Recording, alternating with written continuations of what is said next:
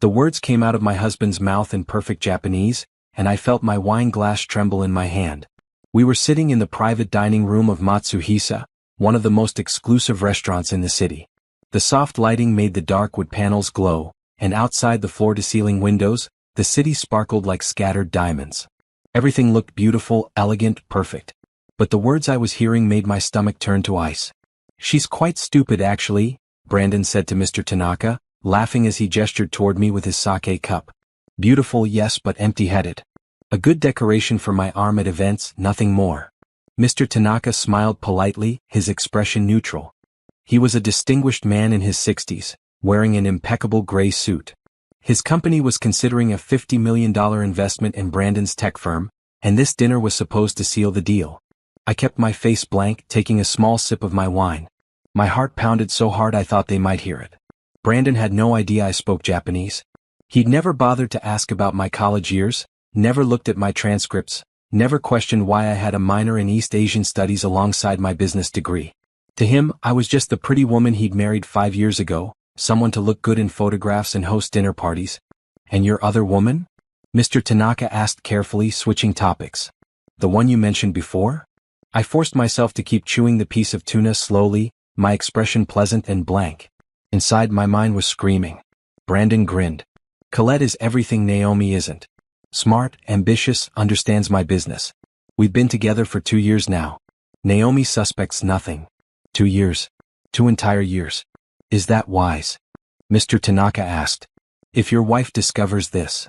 Brandon waved his hand dismissively. "She won't. And even if she did, what could she do? I had her sign a prenuptial agreement. She gets nothing if we divorce. She'd be back to being nobody, back to her little nothing life before me." I reached for my water glass, buying time to compose my face. The server appeared with the next course, and I smiled at him gracefully, thanking him in English. Brandon didn't even glance my way. He was too busy talking about me like I was a piece of furniture. "Besides," Brandon continued in Japanese, "Naomi is useful for appearances. My investors like that I have a stable home life, a beautiful wife. It makes me look trustworthy, settled. Once the business goes public, maybe I'll consider ending things with her. But for now, she serves her purpose." Mr. Tanaka's expression had shifted slightly. I caught a flicker of distaste in his eyes. Good. At least someone at this table had some sense of decency. "Your wife is lovely," Mr. Tanaka said neutrally. "Does she work?" "She volunteers at some charity," Brandon said, shrugging. "Plays at being important. Honestly, I stopped paying attention to what she does with her days years ago. The charity where I volunteered was actually a nonprofit I'd helped build from the ground up. We provided business education and microloans to women starting their own companies. I'd been on the board of directors for 3 years. But Brandon had never once attended any of our events or asked about my work. He just handed me his credit card and told me to have fun with my little projects. I placed my chopsticks down carefully, precisely. My hands were steady now. The initial shock had passed, replaced by something cold and clear. Anger would come later, I knew. Right now, I felt almost detached, like I was watching this happen to someone else. The dinner continued for another hour.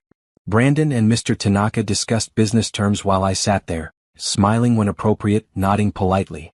Every few minutes, Brandon would make another comment in Japanese about how boring I must find business talk, how I was probably thinking about shopping or some other trivial thing.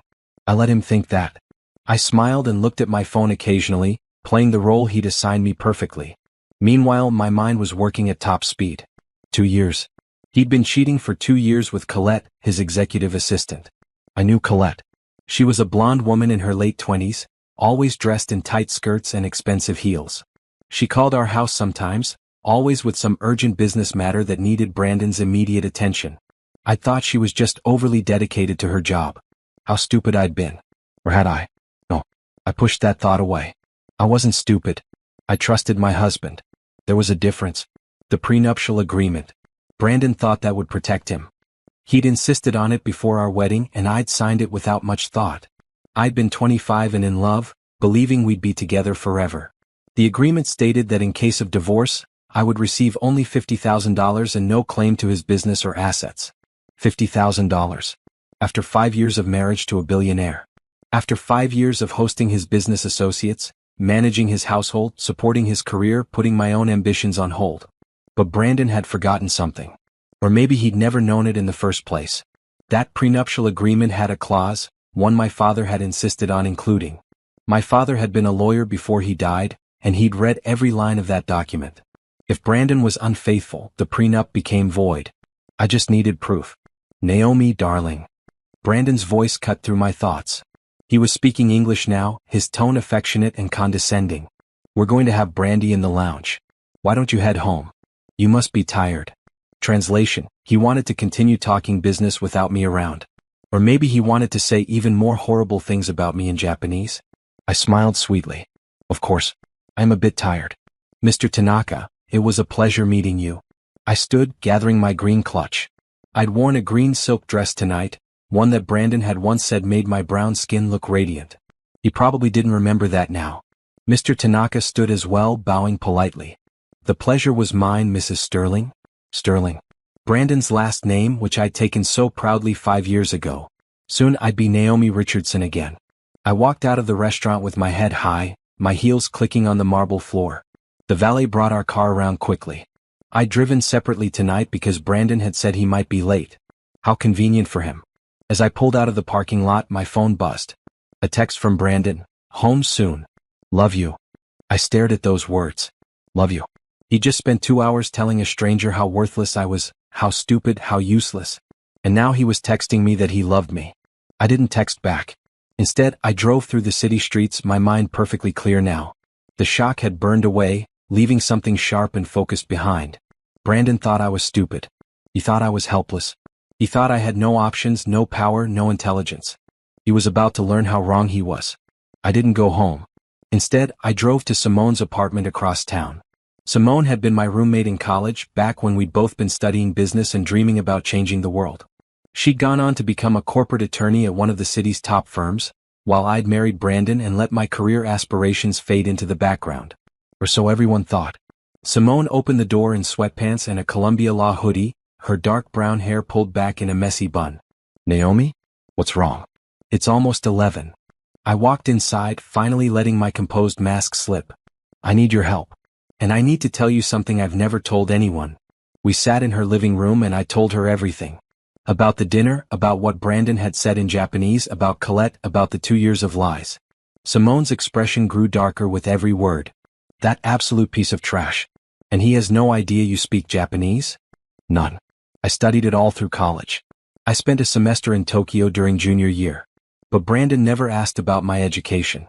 He just assumed I was some sort of trophy wife with nothing in my head. Okay. Simone grabbed a notepad, her lawyer brain already working.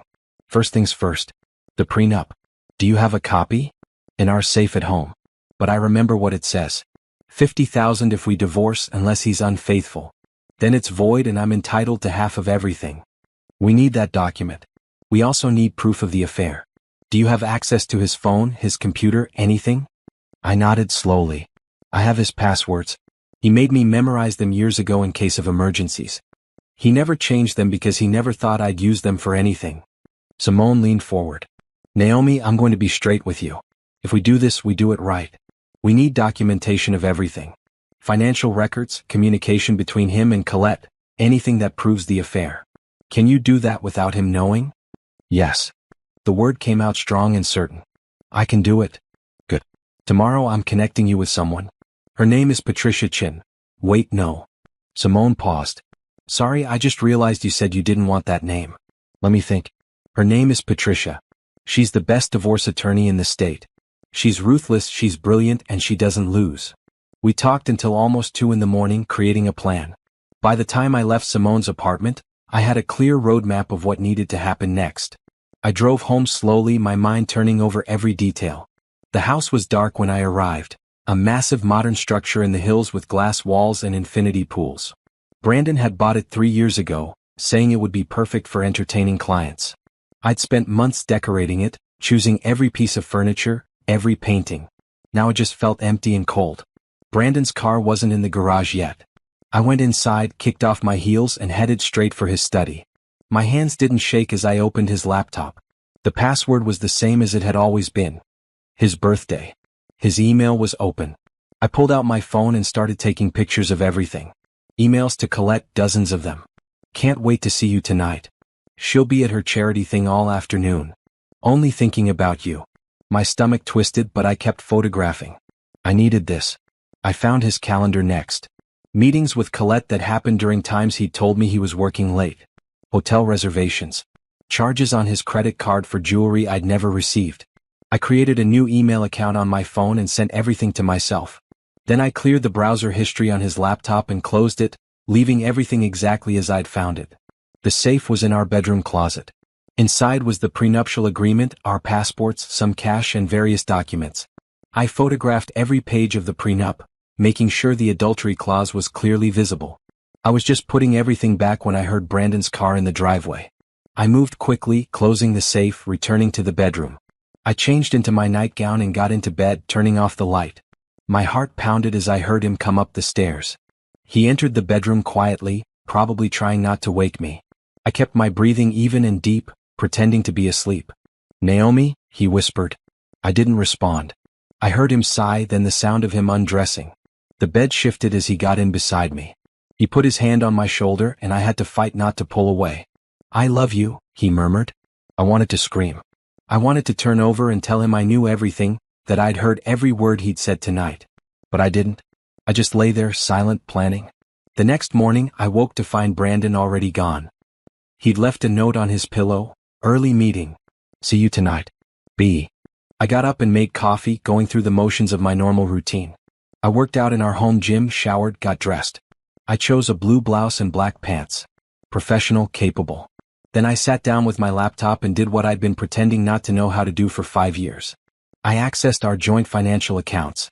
I'd put $50,000 into Brandon's business when we first got married. It had been money from my father's life insurance policy, money I'd inherited after he died. Brandon had been grateful then, telling me I was investing in our future together. That $50,000 had been used as seed money for his tech company. The company was now worth hundreds of millions. I took screenshots of everything. The initial investment, the formation documents that listed me as an early investor, the current valuation. I sent it all to my new email address. Then I looked at our personal accounts. The checking account had $200,000 in it.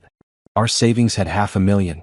There were investment accounts, stock portfolios, real estate holdings. I made notes of everything, creating a comprehensive picture of our finances.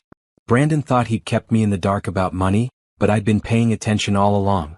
I just never had a reason to act on that knowledge before. My phone rang. Unknown number. "Hello? Mrs. Sterling? This is Patricia Wilson. Simone gave me your information. Do you have time to meet today?"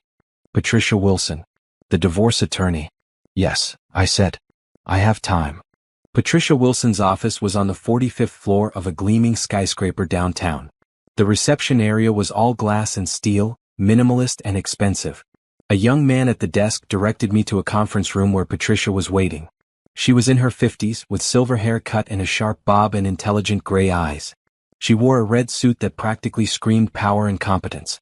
When she shook my hand, her grip was firm. "Simone speaks very highly of you," Patricia said, gesturing for me to sit. "She also told me about your situation. I've reviewed the information you sent over this morning. Your husband has made some significant mistakes." I sat down, feeling nervous for the first time since the dinner. This was real now. "What kind of mistakes?"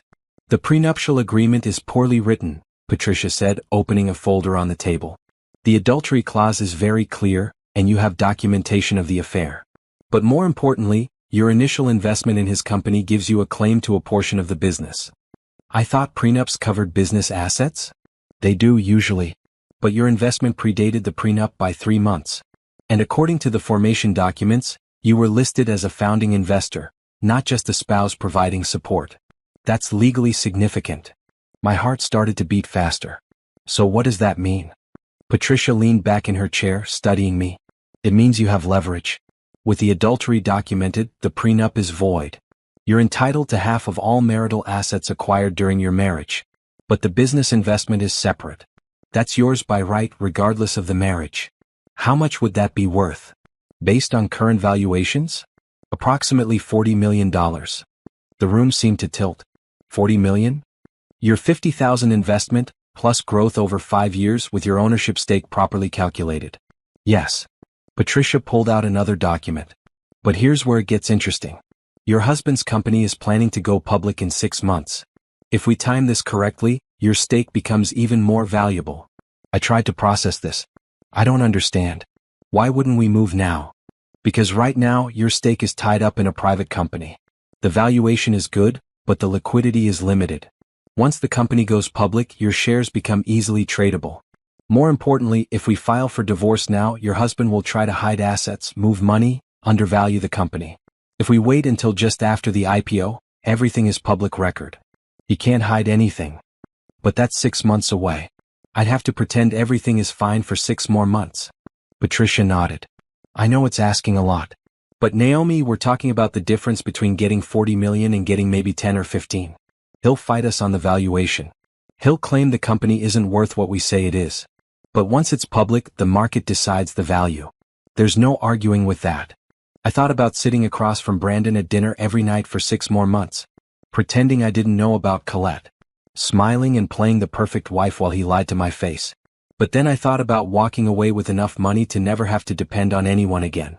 Enough money to build something of my own, to live life on my terms. What do I need to do? Patricia smiled.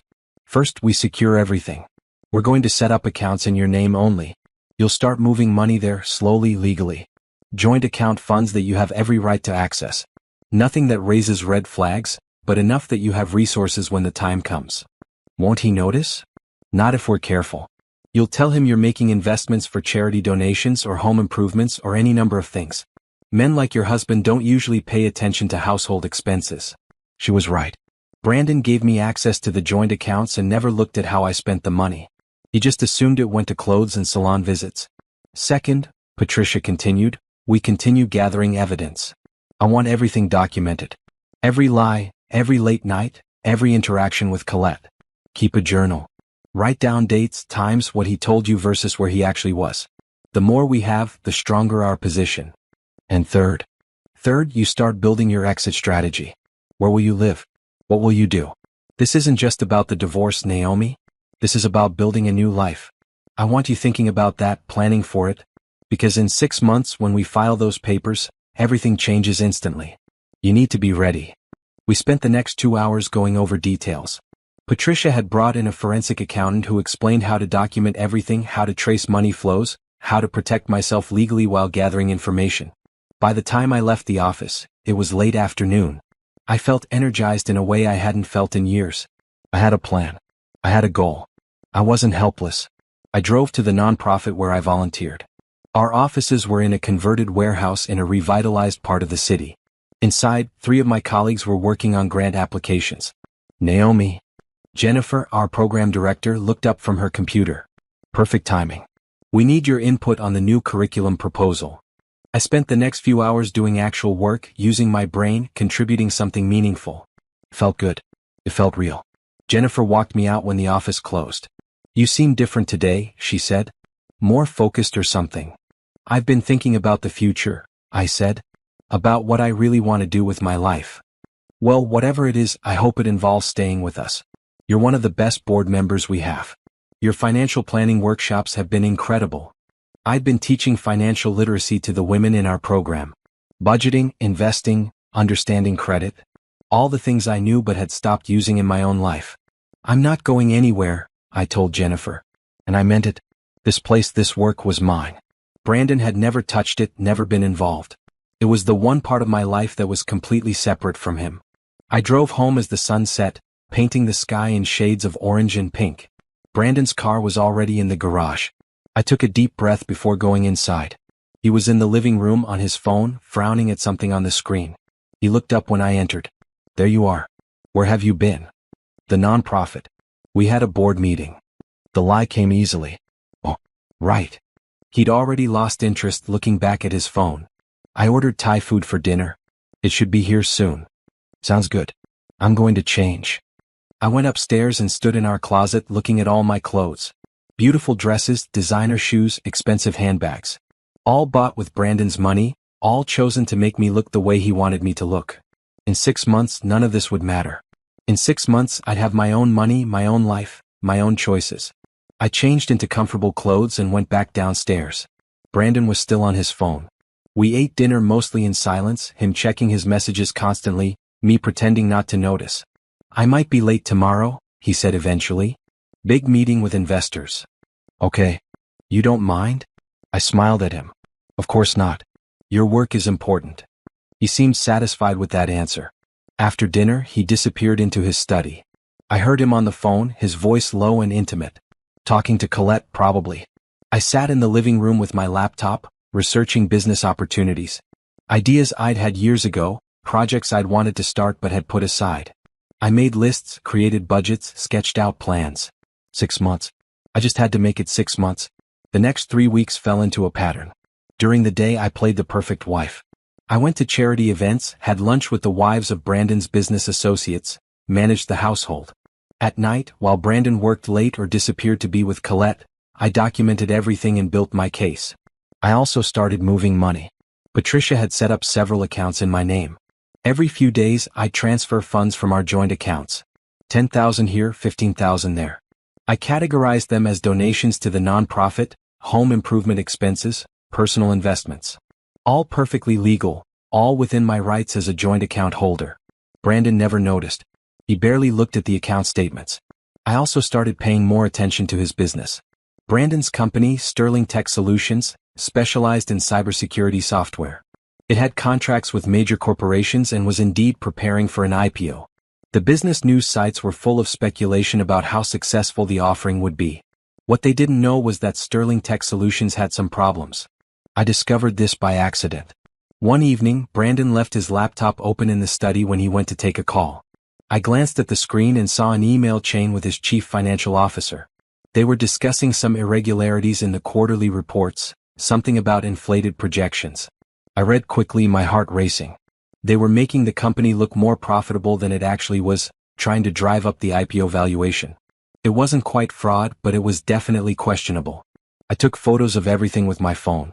Later, I sent them to Patricia with a note. Is this useful? She called me within an hour. Naomi, this is exactly what we need.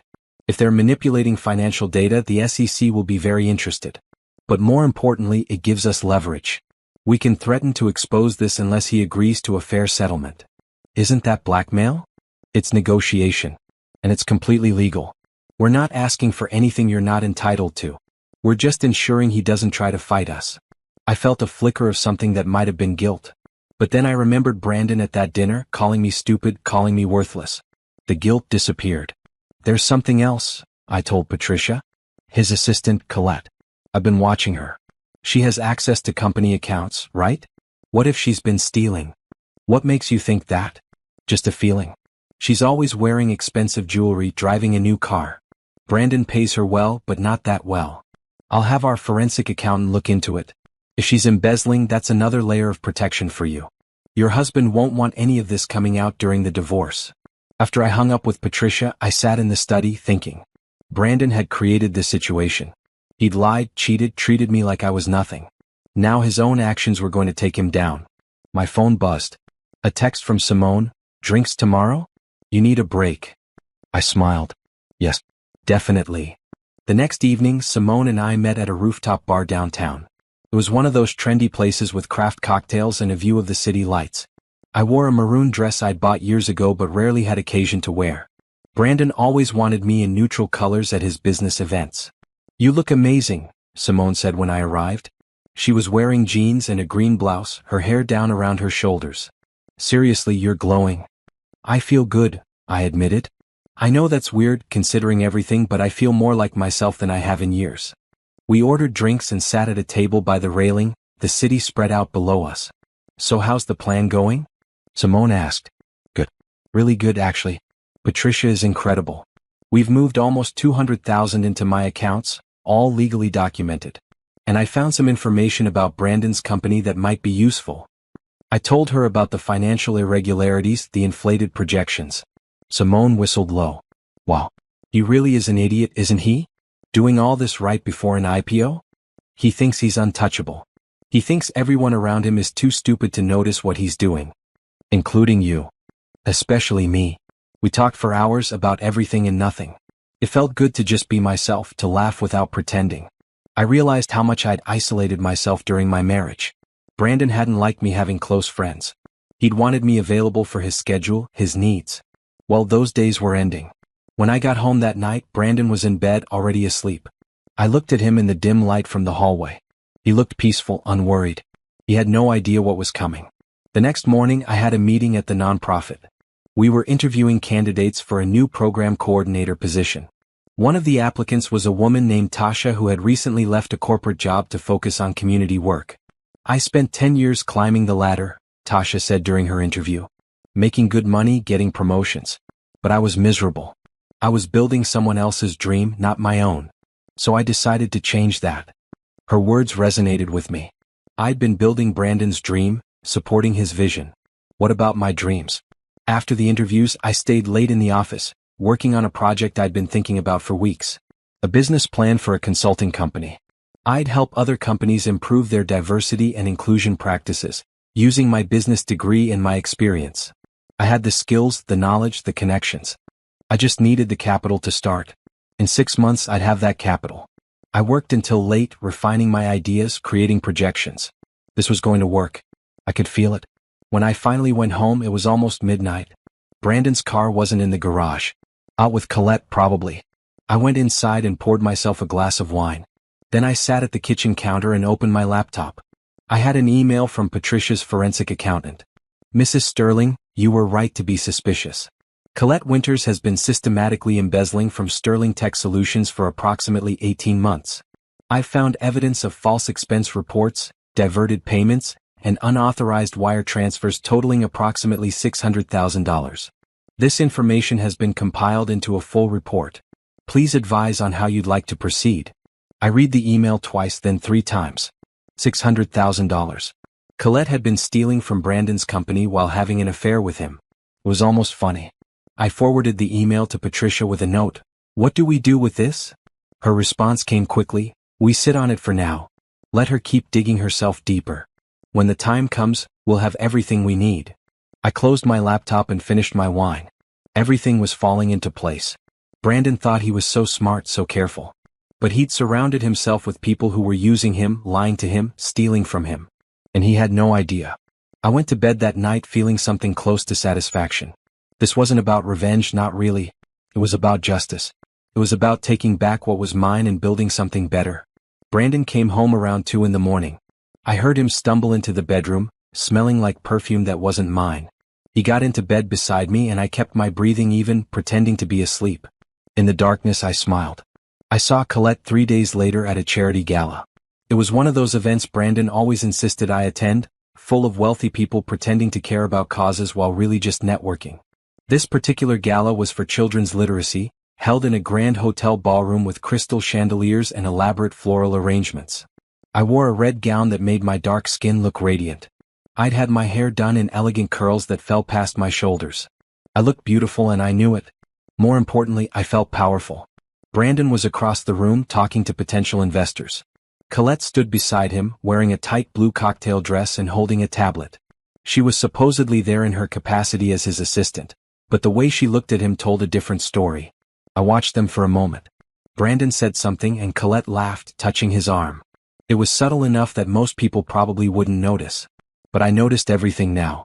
I made my way through the crowd, accepting compliments on my dress, chatting with people I knew. I was working my way toward them when someone grabbed my arm. Naomi Sterling. Just the woman I wanted to see. It was Gerald Patterson, the CEO of one of Brandon's biggest clients. He was in his 60s with white hair and a friendly smile. "Gerald, how nice to see you. I wanted to thank you personally. That connection you made for us with the nonprofit you work with?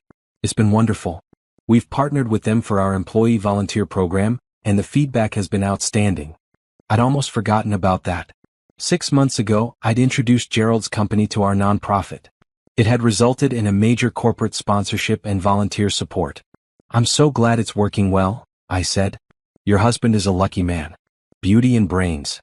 Gerald smiled warmly. "Say, I've been meaning to ask. Have you ever considered consulting work? We're looking for someone to help us develop our community investment strategy. You'd be perfect." My heart skipped. That's very flattering. "I'm serious. Think about it. Give me a call if you're interested." He handed me his business card. I slipped it into my clutch, my mind racing. This was exactly the kind of opportunity I'd been hoping for. A foot in the door, a way to start building my own career. I'll definitely think about it, I said. After Gerald moved on, I continued toward Brandon and Colette. They didn't see me approaching.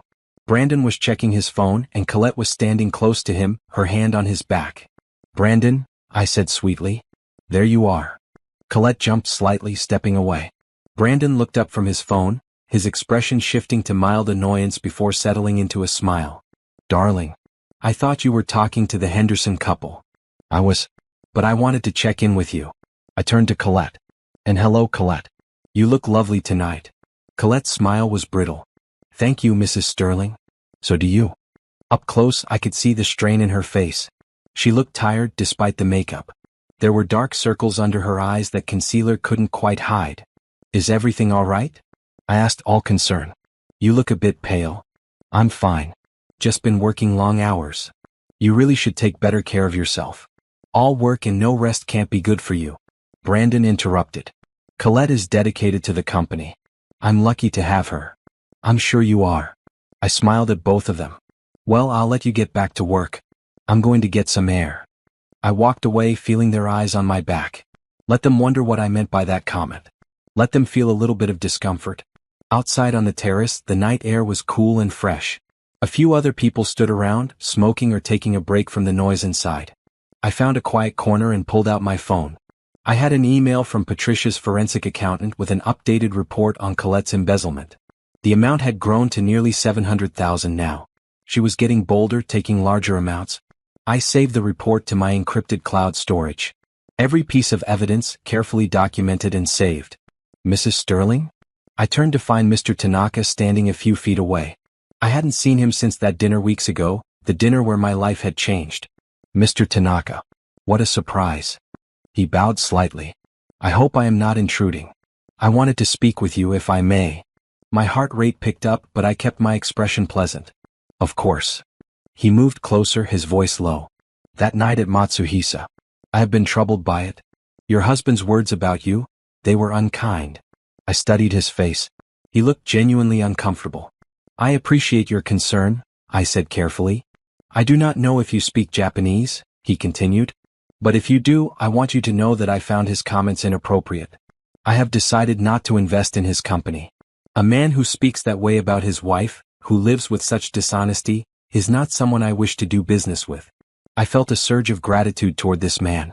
That's very principled of you. It is simply good business. Character matters. He paused. If you do speak Japanese, I hope you will forgive me for not speaking up during the dinner. I was surprised. I did not know how to respond in the moment. I looked at him for a long moment, then made a decision. Your concern is appreciated, Mr. Tanaka. And for what it's worth, I think character does matter. Very much. He seemed to understand what I wasn't saying directly. He bowed again. I wish you well, Mrs. Sterling. After he left, I stood alone on the terrace, thinking. Mr. Tanaka pulling his investment would hurt Brandon's pre-IPO momentum. Not enough to stop the company from going public, but enough to raise questions among other investors. Good. I went back inside and spent the rest of the evening networking. I talked to CEOs, board members, philanthropists. I collected business cards, made connections, laid groundwork for my future. People seemed genuinely interested in my ideas about community investment and corporate social responsibility. Brandon didn't notice. He was too busy with his own conversations, with Colette always hovering nearby. We drove home separately again that night. When I pulled into the garage, Brandon's car was already there. I found him in the bedroom loosening his tie. Good evening? He asked, not really paying attention. Very good, actually. I made some interesting connections. That's nice. He wasn't listening. He never listened. I changed into my nightgown and got into bed. Brandon joined me a few minutes later, already scrolling through his phone. Brandon? I said. Oh? Do you ever think about the future? About what we want from life? He glanced at me, confused by the question. What do you mean? Just, are you happy? With how things are? Of course. Why wouldn't I be? He turned back to his phone. The IPO is going to make us very wealthy. Everything is going according to plan. His plan. Not our plan. That's good, I said softly. I'm glad everything is working out for you. He didn't hear the edge in my voice. He never heard anything beyond his own thoughts. I turned off my light and lay in the darkness, listening to him tap on his phone. Probably texting Colette. Planning their next meeting. living his double life without a care in the world. 4.5 months left. That's all. Just 4.5 more months of this and then I'd be free. The moment came sooner than I expected. It was a Thursday evening in late spring. Brandon had another dinner with Japanese clients, this time at the same restaurant where everything had started. He'd casually mentioned it that morning, saying I should join him to make a good impression. I'd agreed, of course. I'd been waiting for this. I wore a green dress this time, elegant and sophisticated. My hair was styled perfectly, my makeup flawless. I looked like the trophy wife Brandon thought I was. But inside I felt like steel. The clients were different this time. Mr. Takahashi and Ms. Sato, representatives from a major tech firm in Tokyo. They were considering a partnership with Sterling Tech Solutions pending the IPO. We met at the restaurant and Brandon was already there, sitting at a private table with the clients. I approached with a smile. Sorry I'm late. Traffic was terrible. Brandon stood to greet me, kissing my cheek for show. Darling, you remember how to greet our guests, right? He thought I'd just shake their hands. Instead, I bowed properly and said in perfect Japanese, Good evening. It's an honor to meet you both.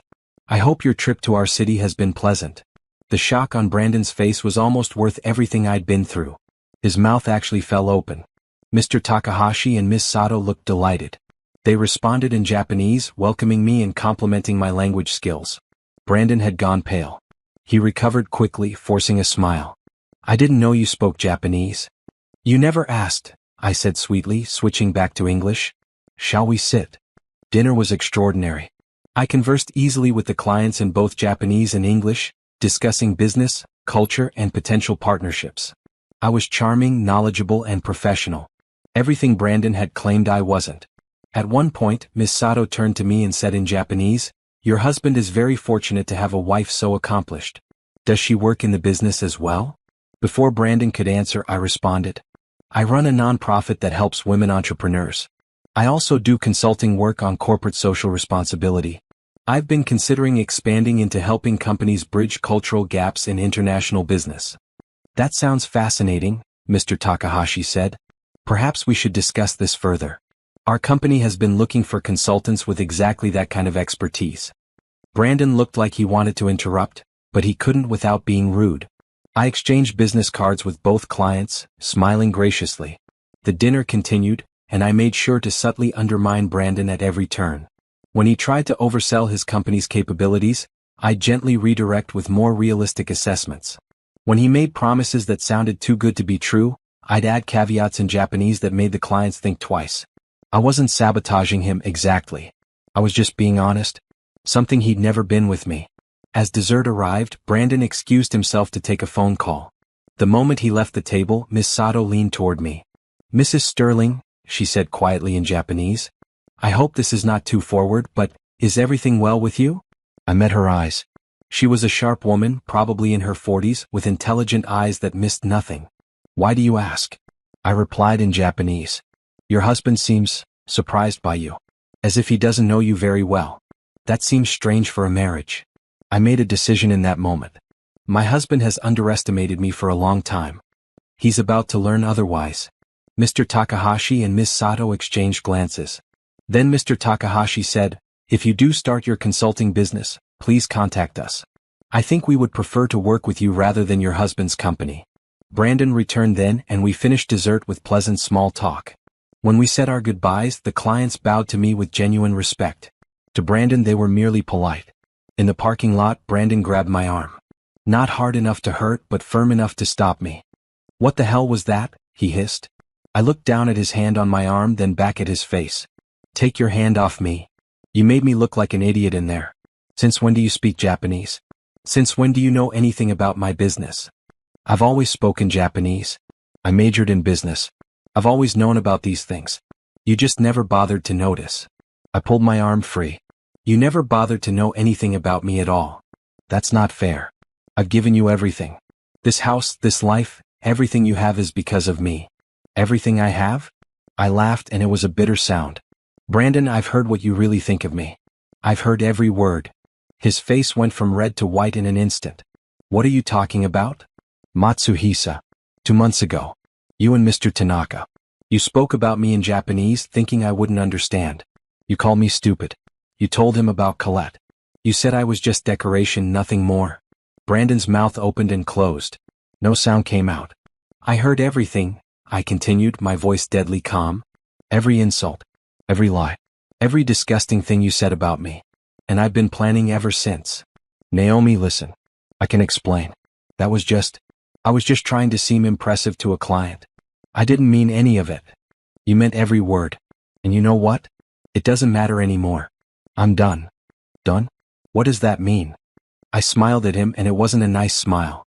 It means I want a divorce. It means I'm leaving you. It means your perfect little setup is about to fall apart. You can't divorce me. The prenup says you get nothing. The prenup is void. Adultery clause, remember? And I have documentation of your affair with Colette. Emails, texts, hotel receipts. All of it. Brandon's face cycled through several emotions. Shock, anger, fear. You've been spying on me? I've been paying attention. Something you should have tried doing in the last 5 years. This is insane. You're being ridiculous. So I made some comments and had a fling. That's what successful men do. You knew what you were getting into when you married me. No, Brandon. I thought I was marrying someone who loved me. Someone who respected me. I was wrong. And now I'm correcting that mistake. I walked toward my car. Brandon followed. Naomi, wait. Let's talk about this. We can work it out. I'll end things with Colette. We can start over. I don't want to start over. I don't want to be married to you. I don't want any part of this life anymore. Think about what you're giving up. The money, the status, the lifestyle. I'm not giving up anything. I'm taking back my life. And by the way, I'm also taking back my investment in your company. My lawyers calculate that's worth about $40 million now, plus half of our marital assets. The prenup might have protected you from that, but since it's void, I'm entitled to everything the law allows. Brandon's face went from pale to gray. 40 million? You can't? That would destroy the company. The IPO. Should have thought of that before you cheated on me. Before you insulted me. Before you treated me like I was worthless. I got into my car. Brandon stood in the parking lot, looking like his world was collapsing. Good. Now he knew how it felt. I drove away without looking back. I didn't go home. Instead, I drove to a hotel downtown, a nice one where I'd already reserved a suite under my maiden name. I'd packed a bag days ago, hidden in my car trunk, ready for this moment. The suite was beautiful. Floor-to-ceiling windows with a view of the city, a king-size bed, a sitting area with a couch and desk. My own space where no memories of Brandon existed. I ordered room service and called Patricia. It's done, I told her. I confronted him. How did he take it? About as well as you'd expect. He tried to deny everything, then tried to minimize it, then tried to buy me off. I told him about the 40 million. Patricia laughed. I bet that went over well. Okay, here's what happens next. I'm filing the divorce papers first thing tomorrow morning. We're going to move fast before he has a chance to hide assets or prepare a defense. Are you ready for this? More than ready. Good. Expect him to fight back. Expect him to try to make you look bad, to claim you're being vindictive or unreasonable. Don't engage. Don't respond to his calls or texts. All communication goes through me now. Understood. One more thing. The information about Colette's embezzlement? I think it's time to use it. I'm going to send the evidence to the Sterling Tech Solutions Board of Directors. They need to know they have a thief in their organization. Will that affect Brandon? Probably. He'll look negligent at best, complicit at worst. Either way, it's going to raise serious questions right before the IPO. The board might delay the offering until this gets sorted out. I thought about that. If the IPO got delayed, my 40 million might not materialize as quickly. But Brandon would suffer more in the long run. Do it, I said. After I hung up with Patricia, I sat by the window looking out at the city lights. My phone started buzzing. Text messages from Brandon. We need to talk. This is crazy. You're being irrational. I know you're upset, but we can fix this. Naomi, please. Just come home so we can discuss this like adults. I blocked his number.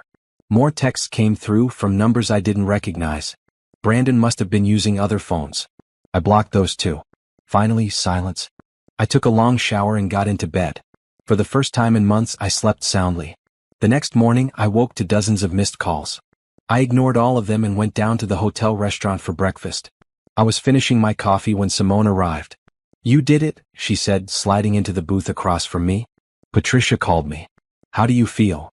Free, I said. And I meant it. Brandon's been calling me. I told him to stop contacting me and go through his lawyer like everyone else. Thank you. The divorce papers were filed an hour ago. According to Patricia, Brandon's been served. She says he's refusing to accept them, claiming this is all a misunderstanding. Of course he is. Simone grinned. It gets better. The Sterling Tech Solutions board received the information about Colette this morning. She was fired within 2 hours. And they're launching an internal investigation. Brandon is being questioned about how he didn't notice hundreds of thousands of dollars going missing. I felt a flicker of satisfaction. Not revenge exactly. Just consequences. People facing the results of their own actions. What happens now? I asked. Now you live your life. You've already started moving forward. Gerald Patterson called Patricia's office this morning, by the way. He wants to hire you officially as a consultant. Seems your conversation at the gala impressed him. Really? Really? He's offering a 6-month contract with an option to extend. It's good money, and it would give you a solid foundation to build your own consulting business. Things were moving fast. Faster than I'd expected. But I was ready. I spent the rest of the day working from the hotel suite. I called Gerald Patterson and accepted his offer. I had meetings with 2 other potential clients who'd heard about me through networking. I worked on my business plan, refined my pitch, prepared proposals. By evening, I'd laid the groundwork for an entire new career. Patricia called around 6. Update. Brandon's lawyer is trying to fight the divorce on grounds that you planned this, that you manipulated the situation. It's not going to work, but expect things to get messy. He's also trying to argue that your calculation of the business investment is inflated. Is it? Not even close. If anything, we've been conservative. The forensic accountant has documentation showing your $50,000 was critical seed funding. Without it, Sterling Tech Solutions wouldn't exist. You're entitled to every penny we're claiming. And the IPO? Delayed. The board wants to sort out the embezzlement investigation first. They're also reviewing Brandon's financial statements more carefully. If they find the irregularities we found, there might be bigger problems. How is Brandon handling all this? According to sources, not well. He's been trying to reach you constantly. He showed up at your nonprofit today demanding to know where you were. Jennifer told him to leave or she'd call the police. I felt bad for putting Jennifer in that position, but also grateful she protected me. I'll call her and thank her. Do that. Oh, and one more thing. Mr. Tanaka's company issued a statement today. They're publicly declining to invest in Sterling Tech Solutions, citing concerns about corporate ethics and leadership. Other potential investors are starting to ask questions. Brandon's perfect world was crumbling. The IPO he'd been counting on was in jeopardy. His reputation was damaged. His mistress had been exposed as a thief. And his wife had turned out to be far more capable than he'd ever imagined. I should have felt triumphant. Instead, I just felt tired. Tired of thinking about Brandon, tired of this whole situation. I wanted to move forward. I wanted to focus on building something new, something mine. The next few weeks were a blur of legal meetings, business planning, and starting fresh. Brandon tried everything to stop the divorce. He claimed I'd tricked him, that I'd been planning this all along, that I wasn't entitled to the money I was claiming. His lawyers were aggressive, throwing up every obstacle they could think of. But Patricia was better. She countered every argument with documentation, evidence, and irrefutable logic. The prenup was void due to adultery. My investment in his company was documented and dated. The division of marital assets was standard procedure. The judge wasn't impressed with Brandon's tactics. At one hearing, after Brandon's lawyer tried to claim I was an opportunist who'd manipulated the situation, the judge said dryly, "Counsel, your client cheated on his wife, insulted her publicly, and failed to notice an employee stealing hundreds of thousands of dollars from his company. I'm not inclined to view him as the victim here." Brandon's face had gone red with anger and humiliation. Through it all, I focused on my work. The consulting job with Gerald's company went well. I helped them develop a comprehensive community investment strategy that got positive media attention. Other companies started calling, wanting similar help. I moved into a beautiful penthouse apartment with huge windows and modern furniture. I decorated it in bright colors, blue and green and red, colors that made me happy. There was no trace of the neutral, boring elegance Brandon had preferred. I reconnected with old friends from college, people I'd lost touch with during my marriage. I went to dinners and movies and art galleries. I remembered what it felt like to just enjoy life without constantly worrying about appearances or whether my husband approved. 3 months after I'd confronted Brandon, the divorce was finalized. The judge ruled in my favor on every point. I got my 40 million from the business investment. I got half of our marital assets, which amounted to another 15 million. I got my freedom. Brandon walked out of the courthouse looking defeated. I felt nothing looking at him. Not anger, not satisfaction, not even pity. Just nothing. He was a stranger now. Someone I used to know. 6 months after the divorce, I stood in my new office looking at the view. 23rd floor, corner office, my name on the door. Richardson Consulting Group had officially launched. I'd hired 3 employees so far. Tasha, who I'd interviewed at the nonprofit and who turned out to be brilliant at operations. 2 consultants with expertise in different industries. We were small but growing fast. My phone rang. Simone's number. "How's your first day in the new office?" she asked. "Surreal. Good surreal but surreal. You've earned it. Speaking of which, did you see the business news this morning?" "No, why?" "Sterling Tech Solutions finally had their IPO. It went, not great. The stock opened below projections and dropped further by end of day. Analysts are citing concerns about leadership and financial oversight."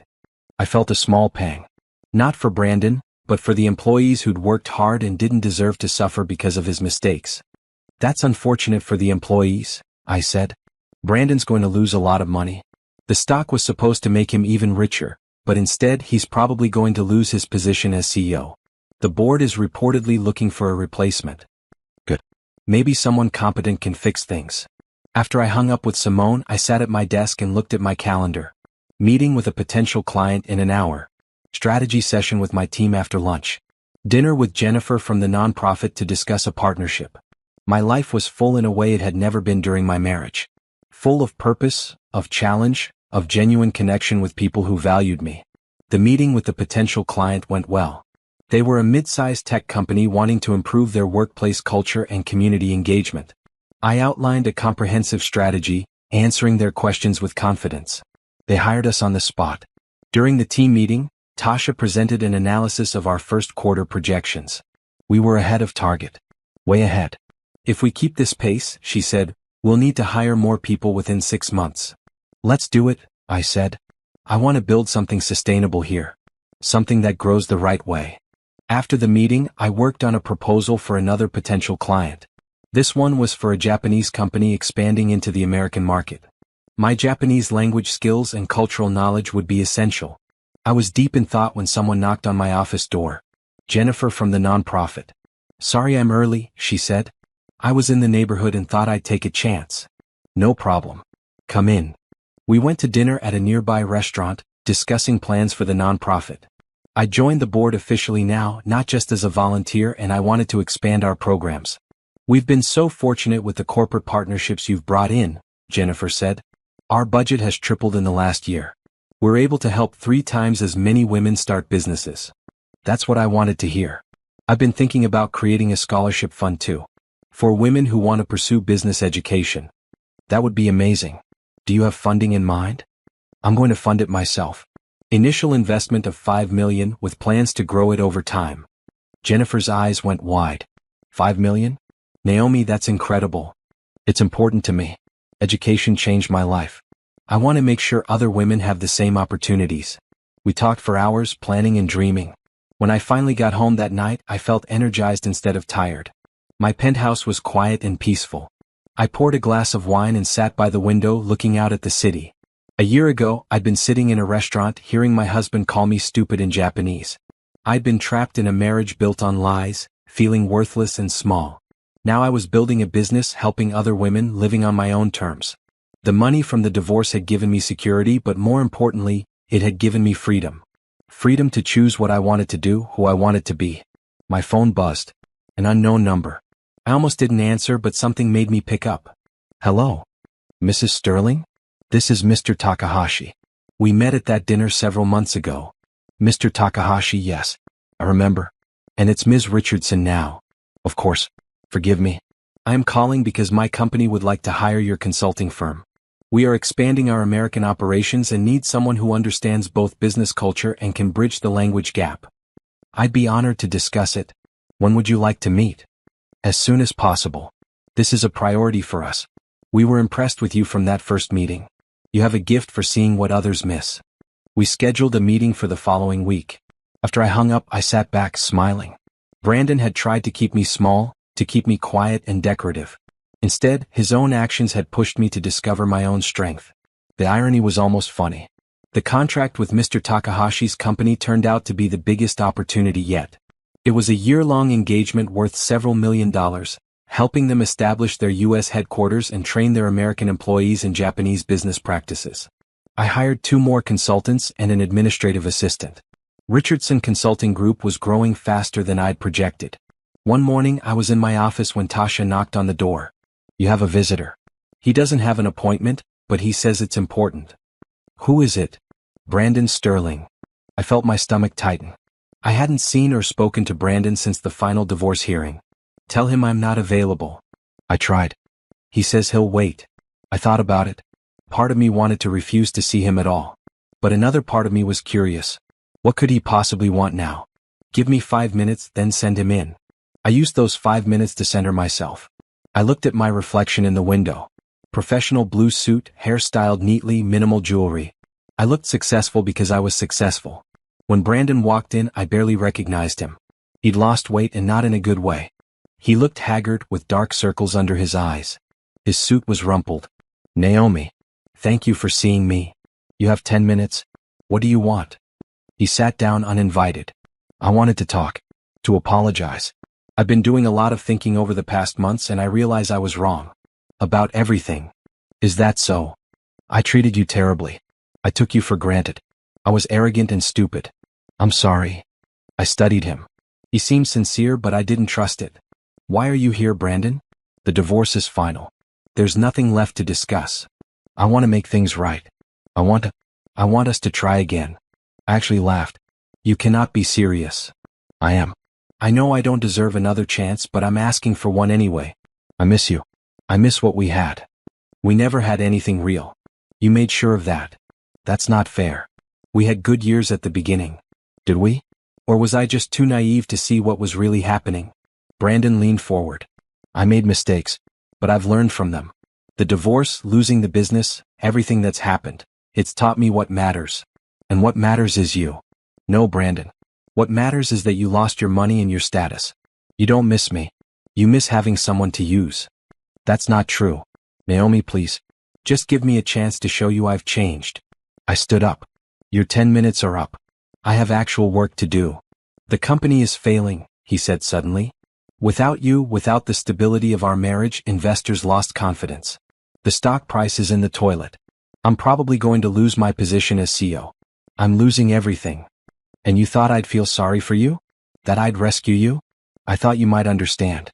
You know what it's like to build something, to work hard for success. Can't you see I need help?" I walked to the door and opened it. "I do understand what it's like to build something. That's why I'm building my own company now on my own terms. Your problems are not my responsibility. They never were. I'll pay you. As a consultant. Help me fix the company's reputation. I don't want your money. I have my own. And I don't work with people I don't respect." Brandon stood, anger flashing in his eyes. "You're really going to be like this? After everything I gave you? You gave me nothing. You took 5 years of my life and made me feel worthless. The only thing you gave me was a reason to fight for myself. This is about revenge, isn't it? You're still angry, so you want to watch me suffer." "No, Brandon. This isn't about revenge. It's about moving forward. You should try it sometime." He stared at me for a long moment, then walked out without another word. After he left, I stood at my window breathing deeply. My hands were shaking slightly, but I felt strong. I'd stood my ground. I hadn't given in to manipulation or guilt. Tasha appeared in the doorway. "You okay?" "Yeah, I'm good. Can you make sure security knows not to let him up here again?" "Already done." Over the next few months, Richardson Consulting Group continued to grow. We moved to a larger office space. I hired more staff. We took on bigger clients, more complex projects. I also started speaking at conferences. Events about women in business, about entrepreneurship, about building success on your own terms. People responded to my story. Not the drama of the divorce, which I kept private, but the message of resilience and self-determination.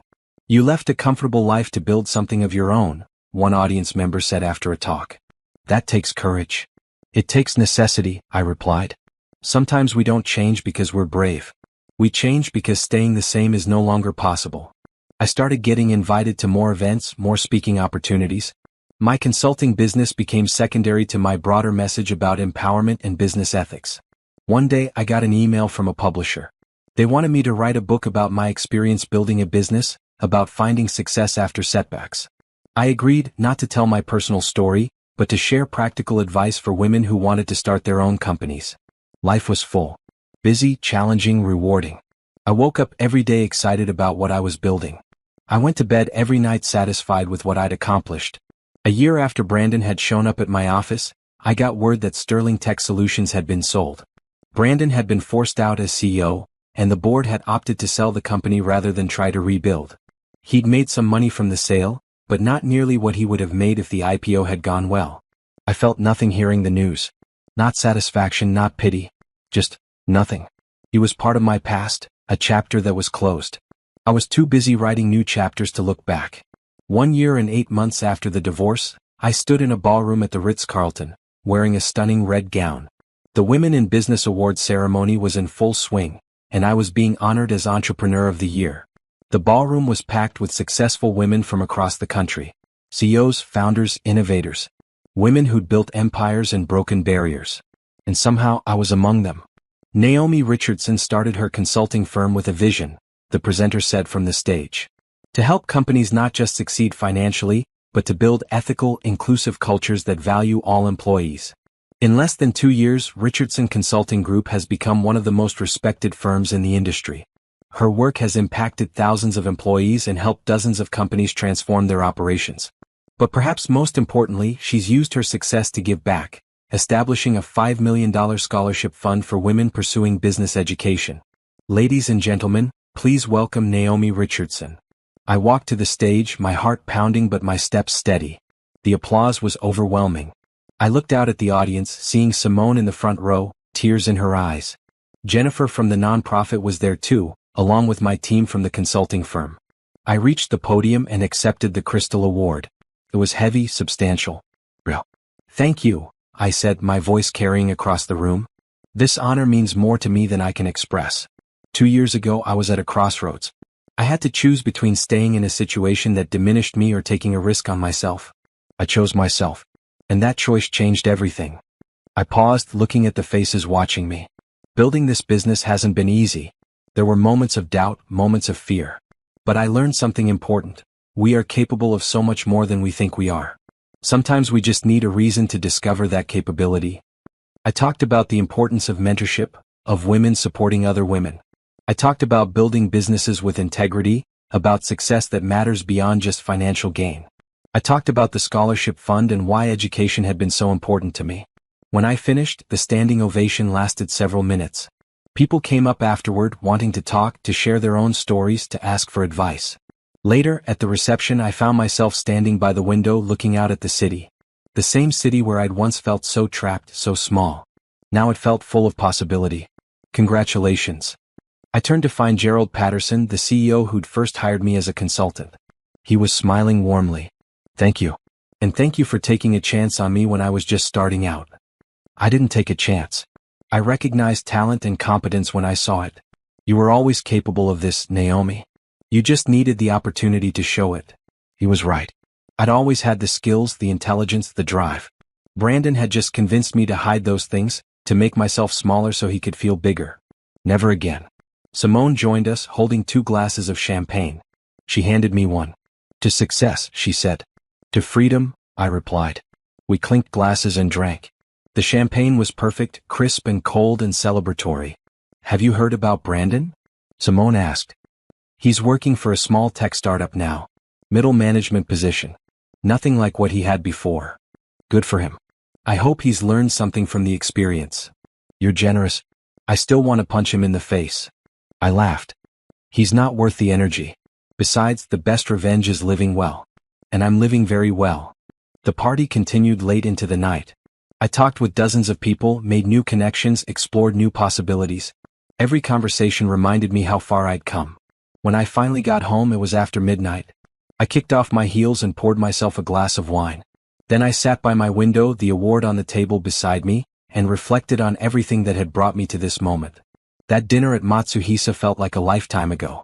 The woman who'd sat there, pretending not to understand Japanese while her husband insulted her, seemed like a different person. In many ways she was. I'd been broken open that night. Everything I'd believed about my life, my marriage, my worth had shattered. But from those broken pieces I'd built something new. Something stronger, more authentic, more mine. Brandon had thought he was powerful, keeping me in the dark, treating me like I was nothing. But his arrogance had been his downfall. He'd underestimated me so completely that he'd never seen the threat until it was too late. And now I was successful beyond what I'd ever imagined during my marriage. I had a thriving business, genuine friendships, purpose and meaning in my work. I woke up every day excited about what I was building. Brandon, meanwhile, had lost almost everything. His company, his reputation, his wealth, his marriage. All because he'd chosen to lie and cheat and underestimate the woman who'd stood beside him. I didn't take joy in his downfall. But I didn't regret it either. He'd made his choices. He'd faced the consequences. That was justice, not revenge. My phone buzzed with a text from Tasha. Still can't believe you won. So proud to work with you. I smiled and texted back, couldn't have done it without the whole team. Thank you for everything. Another text, this one from Mr. Takahashi. Congratulations on your well-deserved award. Your company continues to impress us. We look forward to many more years of partnership. More texts came in from employees, clients, friends. People who valued me, who saw my worth, who wanted to celebrate my success. This was what mattered. Not the award itself, though that was wonderful. Not the revenge on Brandon, though there was a certain satisfaction in proving him wrong. What mattered was that I'd taken control of my own life.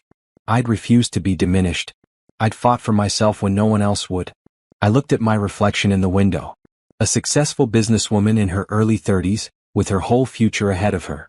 No longer defined by who she was married to, but by what she'd built with her own hands, her own mind, her own determination. Brandon had tried to keep me small. Instead, he'd given me a reason to become extraordinary. And for that, in a twisted way, I was almost grateful. I raised my wine glass to my reflection. To new beginnings, I said aloud. To truth. To freedom. To me. The city sparkled below, full of lights and life and endless possibility. My city. My life. My future. And it was going to be amazing. The flashbulbs erupted, blinding streaks of white against the opulent black and gold of the Fairmont Grand Ballroom. Isabella Thorne, her heart a frantic drum against her ribs, clutched the heavy velvet curtain, a phantom pain twisting in her belly. Just beyond the shimmering barrier, a wave of applause swelled, echoing the exact moment her world shattered. Her husband, Richard Thorne, stood bathed in the spotlight, his arm wrapped possessively around a woman who was decidedly not his wife. It was Serena Vance, the rising starlet whose face graced billboards and magazine covers, now glowing beside her husband. Richard's smile, usually reserved and almost austere in public, was wide and unrestrained, a vibrant beacon of betrayal. Isabella, 6 months pregnant, and reeling from his casual announcement just last week that he needed space, felt the bitter bile rise in her throat. He hadn't just taken space. He had filled it with someone else, publicly, flagrantly.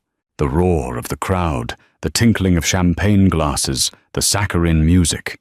It all blended into a deafening symphony of her humiliation. Isabella had spent the day in a haze, the doctor's appointment confirming her suspicions, the persistent nausea, the unusual cravings, the fluttering life within her.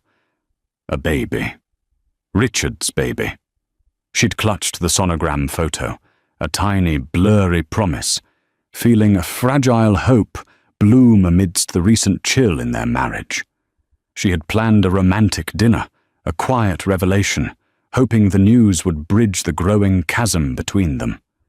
Instead, she'd walked into their sprawling suburban mansion, the scent of his expensive cologne lingering in the air, only to find a hastily scribbled note on the marble kitchen island. Isabella, I need some time alone. Don't worry, I'll be in touch. No explanation, no further details, just a cold, impersonal dismissal after 12 years of marriage. He hadn't even called. Hours later, scrolling through her phone, a society gossip site had caught her eye. Richard Thorne, tech mogul, steps out with actress Serena Vance at pre-gala event. The accompanying photo showed them laughing, Serena's hand delicately placed on his arm, her eyes sparkling with an intimacy Isabella hadn't seen in Richard for months. The space he needed wasn't solitude. It was a stage. Tonight was the annual Thorne Foundation Charity Gala, an event Isabella had meticulously planned for months, an event she was supposed to co-host. He hadn't even bothered to tell her he wouldn't be attending with her. He simply replaced her, driven by a desperate, agonizing need to understand, to witness the depth of his cruelty. Isabella had chosen an inconspicuous, flowing black gown, one that artfully concealed her burgeoning bump, and slipped into the gala like a ghost. She'd arranged for a private car, entering through a service entrance, her face hidden behind oversized sunglasses and a silk scarf, a desperate anonymity clinging to her. Now, from her vantage point in a dimly lit alcove near the main ballroom entrance, the reality was a brutal, physical blow. Richard, usually so composed, so careful with his public image, was practically preening. His dark suit was impeccably tailored, his silver hair catching the light, making him look distinguished, powerful. Serena in a shimmering emerald green gown that accentuated her slender figure, hung on his every word, her laughter a melodic counterpoint to the drone of the gala. Isabella felt a primal scream build in her chest, but it was trapped, suffocating, a silent testament to her shock. She watched as a procession of society columnists and photographers descended upon them. Richard, usually media-shy, posed readily, his arm still around Serena's waist. He even leaned in, whispering something in her ear that made her throw her head back and laugh, a dazzling, unburdened sound. Isabella's vision blurred. Was this the man she had loved, built a life with, shared dreams with? This polished stranger, so openly flaunting his infidelity. A waiter, oblivious to the drama unfolding, offered her a tray of champagne. She shook her head, a quiet no, her hand instinctively going to her stomach, protecting the secret life within. The baby. Her baby. How could Richard do this?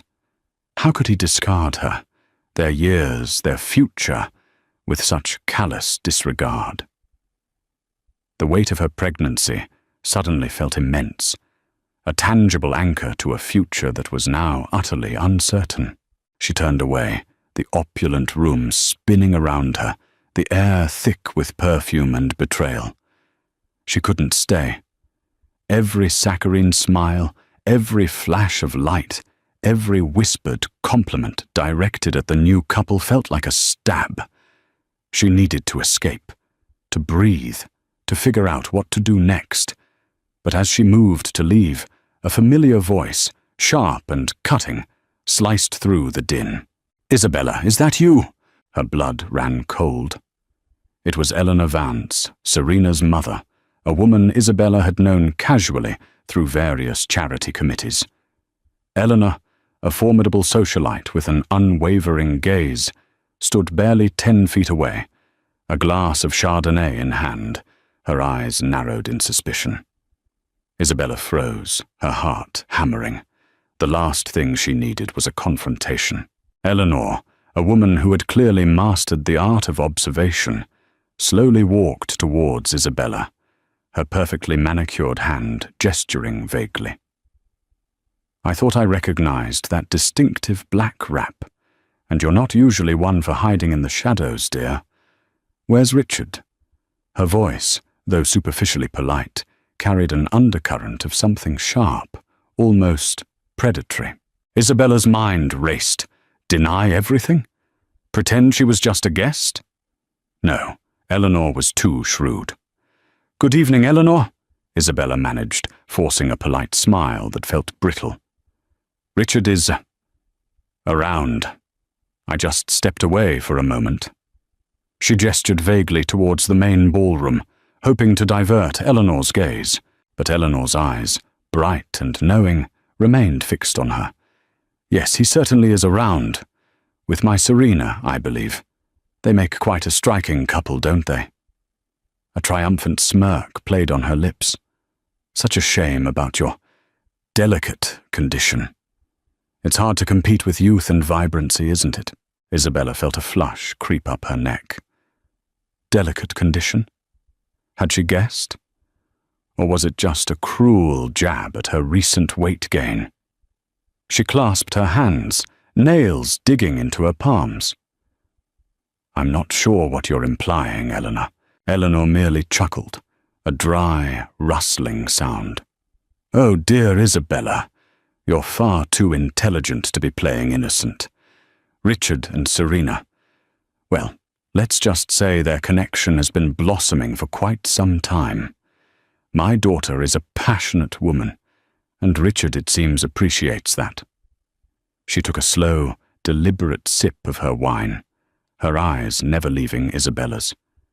You know, Serena has always admired Richard, his drive, his ambition, his ability to provide. The last words were delivered with a pointed emphasis, a thinly veiled reference to Isabella's own status as a trophy wife, a silent accusation of her perceived inadequacy. The words stung, igniting a spark of defiance in Isabella. She wouldn't let Eleanor see her crumble. Our marriage, Eleanor, is not something you understand, and my condition, as you so delicately put it, is my own private affair. Eleanor's smile widened, devoid of warmth.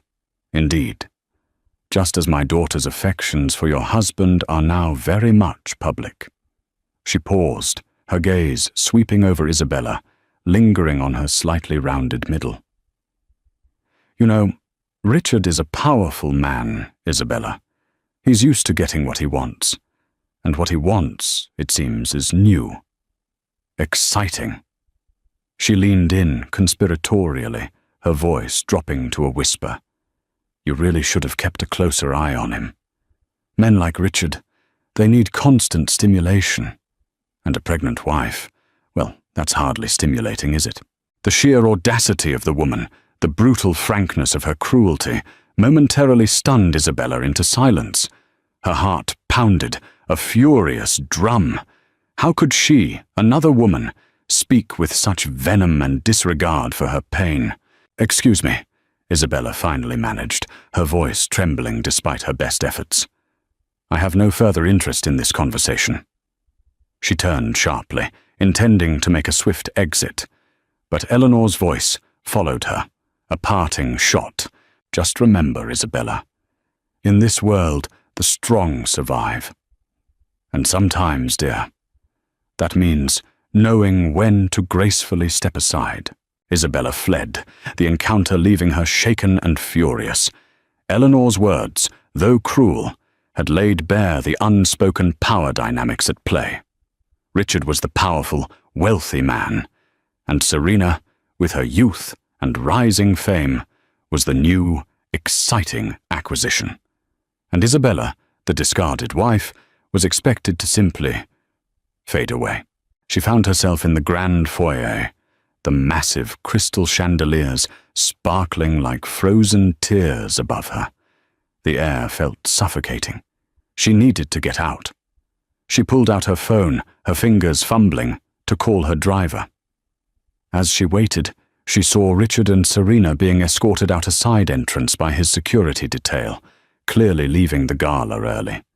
Serena was laughing, her head thrown back, her emerald dress shimmering. Richard looked utterly captivated. A cold, hard resolve began to crystallize within Isabella. This wasn't just about a broken heart.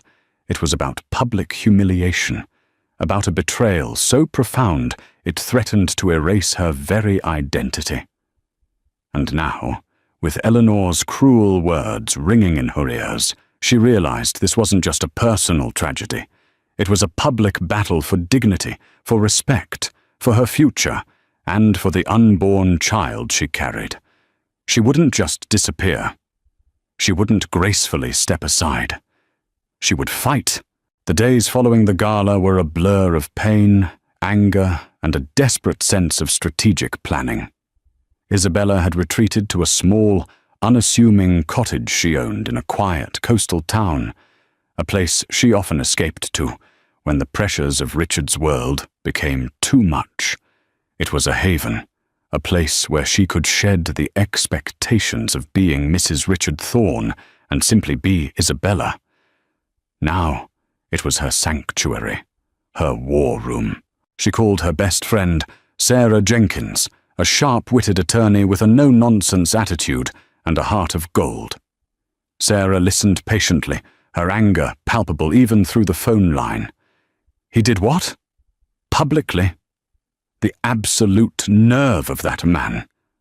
And Eleanor Vance? That viper.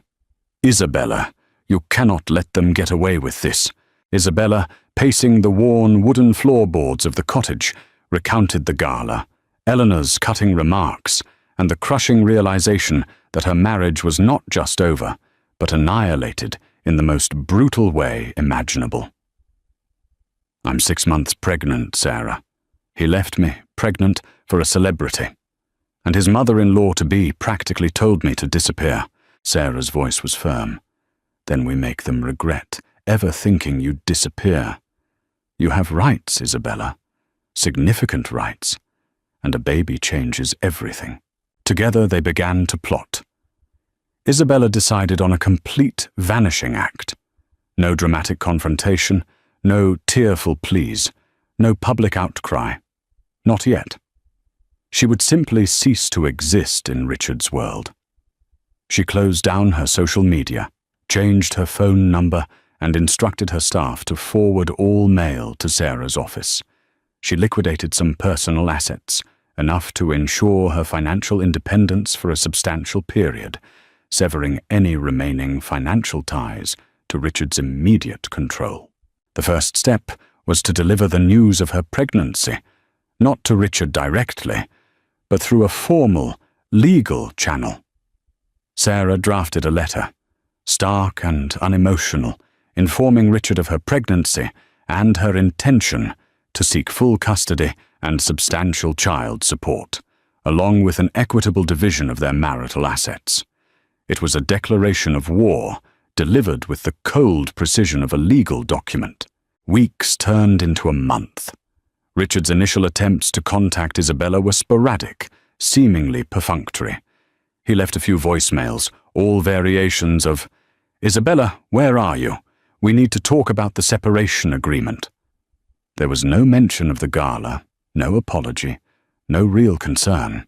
He sounded annoyed, inconvenienced. Then Sarah delivered the pregnancy letter. The calls stopped for a few days, replaced by increasingly frantic messages from his attorneys. "Mrs. Thorne, Mr. Thorne is extremely distressed by these allegations. He requires immediate contact with you. Mrs. Thorne, this is a very serious matter. We advise you to respond to our client's inquiries without delay." Isabella felt a grim satisfaction. He was finally feeling the consequences of his actions. She remained silent, allowing Sarah to handle all communications. Her focus was entirely on her unborn child, on preparing for their new life, and on building her strength, both physical and emotional. She embraced the quiet solitude of the cottage, walking on the beach, reading, and meticulously planning for motherhood. Sarah relayed the updates. Richard was, predictably, furious. He denied paternity, demanded a DNA test, and accused Isabella of attempting to extort him. His legal team launched a barrage of motions, attempting to locate Isabella to force her appearance. But Isabella, under Sarah's careful guidance, remained elusive, a ghost in the machine of Richard's meticulously ordered life. One evening, as the sun dipped below the horizon, painting the sky in fiery hues, Isabella sat on the porch of the cottage, a cup of herbal tea warming her hands. She scrolled through an old photo album on her tablet, images of her and Richard from happier times, their wedding day, their honeymoon in Italy, his arm around her at various charity events, smiles frozen in time. A pang of grief, sharp and visceral, twisted in her gut. It wasn't just the betrayal that hurt. It was the loss of the future she had envisioned, the family she had believed they were building. She touched the screen, a photo of Richard holding her close, whispering something in her ear, her laugh genuine and full of joy. What had gone wrong? When had the warmth in his eyes turned cold? When had she become so insignificant? A sudden push from within her belly, a strong, undeniable kick, brought her back to the present. Her baby. This tiny, growing life was her future, her reason, her strength. Richard's betrayal had stripped her of her past, but it would not define her future. She would rise from the ashes of her shattered marriage, stronger, fiercer, and more determined than ever. Months passed. Isabella gave birth to a healthy baby girl, Lily, a tiny bundle of perfection who instantly filled the void in her heart. Lily's arrival solidified Isabella's resolve. This wasn't just about her anymore. It was about protecting her daughter, ensuring she had a stable, loving environment, free from the shadow of her father's public indiscretions. Richard's legal team, still unable to locate Isabella directly, had been forced to deal solely with Sarah. The DNA test had been meticulously arranged through a neutral third party, the results delivered directly to the court. The paternity was undeniable. Richard Thorne was Lily's father. The legal battle escalated, turning into a bitter, drawn-out war. Richard, initially arrogant and dismissive, had become increasingly enraged. The public narrative, carefully managed by his PR team, was that Isabella was a manipulative gold digger attempting to exploit his wealth. He appeared in carefully curated interviews, expressing his concern for Isabella's well-being, while subtly painting her as unstable and unreliable. He and Serena were a constant fixture in the tabloids, a golden couple, their romance blooming under the harsh glare of public scrutiny. But Isabella had a secret weapon: time. Time to heal, time to plan, and time to observe. She devoured every news article, every social media post, every piece of gossip about Richard and Serena. She learned about his business dealings, his public appearances, his new ventures. She began to see patterns, vulnerabilities, and potential weaknesses. One afternoon, as Lily napped in her crib, Isabella sat at her laptop, a determined glint in her eyes. She had always been intelligent, meticulous, and resourceful, skills she had quietly honed managing Richard's household and social calendar, skills he had long underestimated. Now, she was putting them to use. She began compiling a dossier, not just legal documents, but a comprehensive record of Richard's public and private life since their separation. Every photo of him and Serena, every gushing interview, every public display of affection. She cross-referenced financial statements, public filings, and even innocuous social media posts from Serena's inner circle. She noticed inconsistencies, small but significant details that hinted at something deeper than just a romantic affair. One particular detail caught her attention: a series of investments Richard had made in a struggling media company that suddenly, coincidentally, began producing projects starring Serena Vance. Another, the rapid promotion of certain executives within Thorne Enterprises who had personal ties to Serena's family. It was all circumstantial, but it pointed to a pattern of leveraging his corporate power for personal gain and to further Serena's career. Sarah, reviewing Isabella's meticulous findings, raised an eyebrow. "Isabella, this is thorough. Very thorough. What are you thinking?" "I'm thinking Richard Thorne isn't just a cheating husband, Sarah. I think he's using his company, his influence, to prop up Serena's career, potentially at the expense of his shareholders, or even through questionable means. And I think Eleanor Vance is orchestrating a lot of it." Isabella's voice was calm, devoid of the raw emotion that had once consumed her. It was replaced by a cold, strategic precision. Sarah leaned back in her chair, a slow smile spreading across her face. If we can prove corporate malfeasance, or even just a blatant conflict of interest that impacts the company's value, it changes the entire dynamic of our divorce settlement. It could also make his public image, the one he's so carefully cultivated, utterly crumble. The idea of exposing Richard, not just as a philanderer, but as a man who abused his power, sent a thrill through Isabella. It wasn't about revenge, not entirely. It was about justice. It was about showing the world the true face of the man who had so casually discarded her and their unborn child. "But how do we prove it?" Sarah asked, tapping a pen against the table. "These are high-level dealings, not easily accessible to an outsider." Isabella smiled, a genuine, almost predatory smile that hadn't graced her lips in months. "Richard may think he knows me, Sarah, but he never truly saw me. He saw a wife, a homemaker, a pretty face to accompany him to galas. He never saw the woman who meticulously managed his life, who had access to every corner of his world, who knew his routines, his confidants, and even his blind spots." She paused, her eyes glinting with a newfound strength. "He made a mistake, Sarah. He underestimated me. He forgot that even in a gilded cage, a lioness still retains her claws." The battle lines were drawn. Isabella, no longer a vanishing wife, was a formidable opponent. With Sarah's legal expertise and Isabella's intimate knowledge of Richard's world, they began to chip away at his carefully constructed facade. Their first move was to formally petition the court for a temporary restraining order, citing Richard's continued harassment and attempts to disparage Isabella in the media. This was a strategic play, forcing Richard's legal team to focus on a new front and giving Isabella a much-needed shield from his relentless public relations attacks.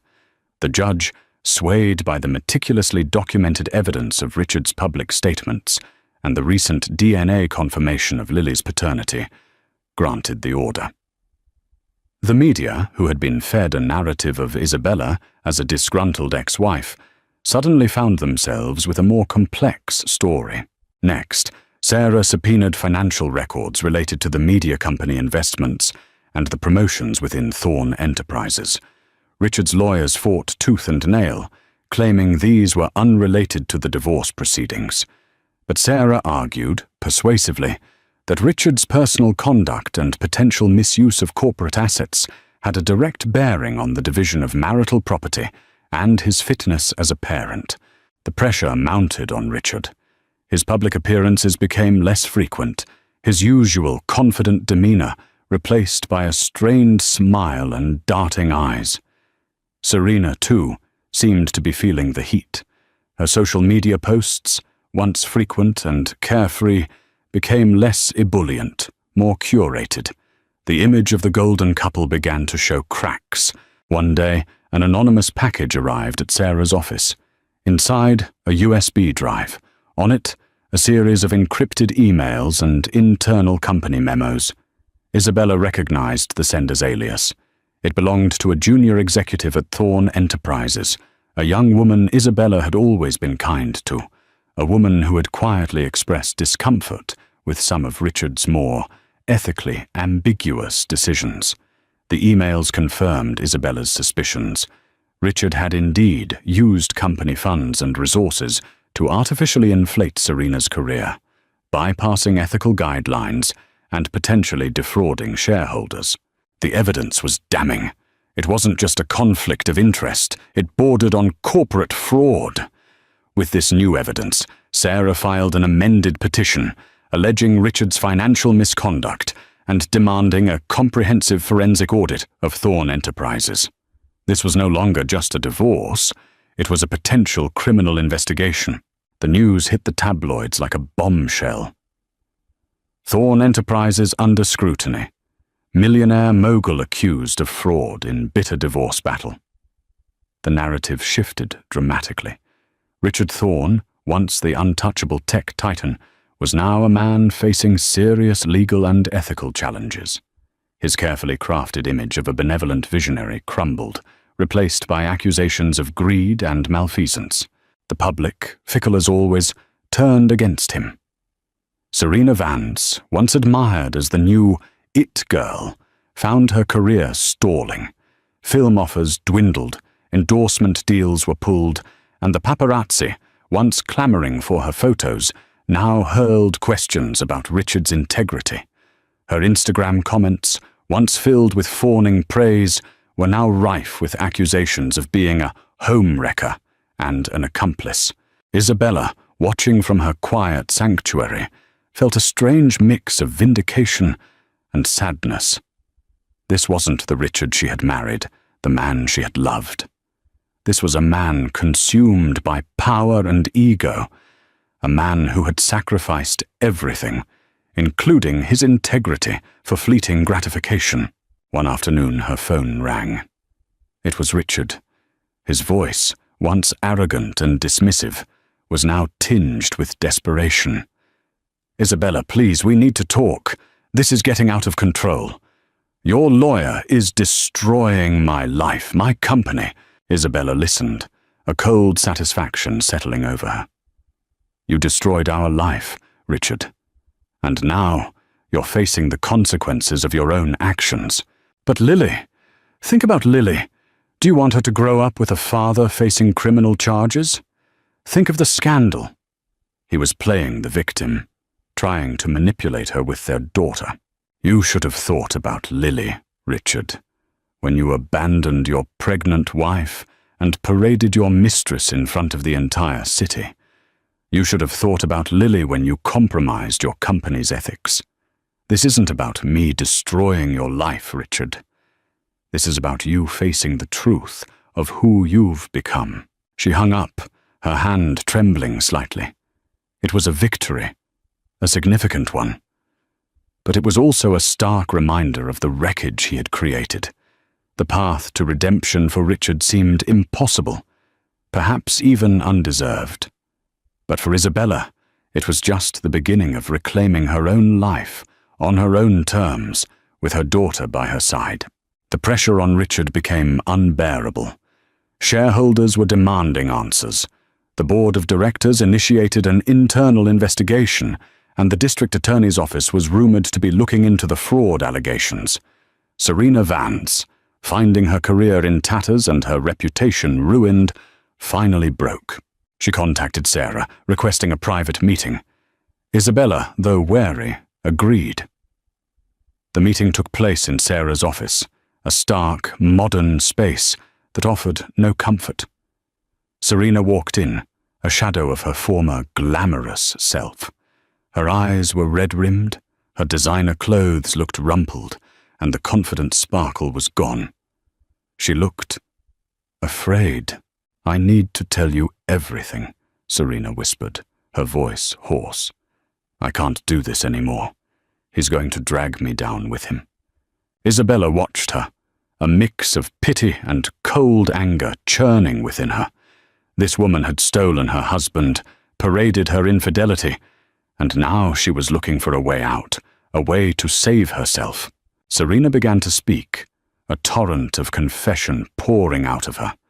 She admitted that the affair had started almost a year before the gala, cultivated by Eleanor Vance, who saw Richard as a lucrative target for her daughter's career. Eleanor had orchestrated meetings, encouraged Serena to pursue him relentlessly, and even coached her on how to appeal to Richard's ego and desire for novelty. "My mother, she pushed me," Serena explained, tears streaming down her face. "She said it was my big break, that Richard could make me a superstar. She said Isabella was old news, a tired wife who didn't appreciate him." Isabella felt a fresh wave of disgust. Eleanor Vance, the architect of her destruction. Serena then detailed Richard's increasingly desperate attempts to secure roles for her, funneling money from Thorne Enterprises into struggling production companies in exchange for Serena's casting. She described how Richard had instructed her to actively promote his businesses on her social media, blurring ethical lines and creating a false sense of endorsement. She even admitted to faking certain social media posts to make their romance seem more genuine and impactful to the public. "He was so caught up in the fantasy," Serena said, wiping her eyes. "He loved the idea of the powerful CIO with the beautiful famous actress on his arm. And I loved the attention, the opportunities. But then you disappeared, and the baby news came out, and everything started to fall apart. My career is ruined. I get hate mail every day. He's a monster." Isabella listened, her face impassive.